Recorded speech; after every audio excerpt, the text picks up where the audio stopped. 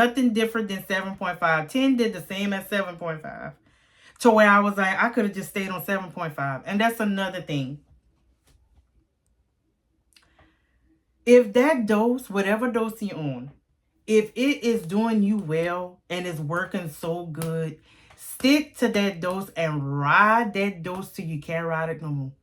Once that dose stop working for you and stop doing what it's supposed to be doing, that's when you need to change. Okay? And again, always talk to your doctor. I say this all the time on TikTok. We are not here. I am not here to give any medical advice. I say this on my TikTok and I'm saying this on YouTube. I am not here to give medical advice. I am not credentialed. I'm not no nurse. I'm not no doctor. I'm just on here to share my experience about this medication and what it does for me. All I can tell you is, based on experience, just thinking about it, how I went from 7.5 and feeling like I needed to change and go to 10, I felt like I should have just kept sticking to 7.5. Because even going back to 7.5 during the shortages back in February, 7.5 still did me good. I mean, and I still lost weight. Even though I had my challenges, you know, my weight would fluctuate over time. I still lost weight. I still lost. And my doctor would tell me this all the time. Every time I would think about changing, she would tell me this all the time. Each dose does the same thing. They all work. They're all going to do the same thing. You may have suppression. The next person may not. And vice versa.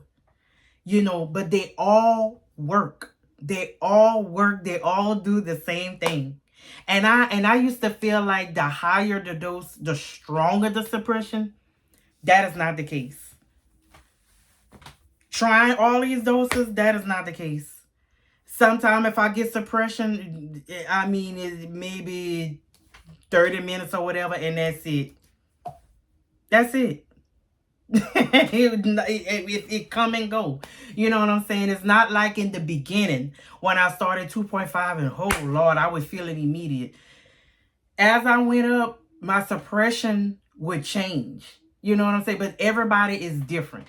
Everybody is different. And I can just tell you based on experience, I should have just kept on riding 7.5. Yeah, I'm going back to 10.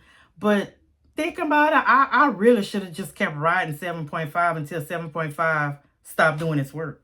Because even going back to 7.5, 7.5 was still doing its thing. To where I was like, man, I should have really just stuck with it.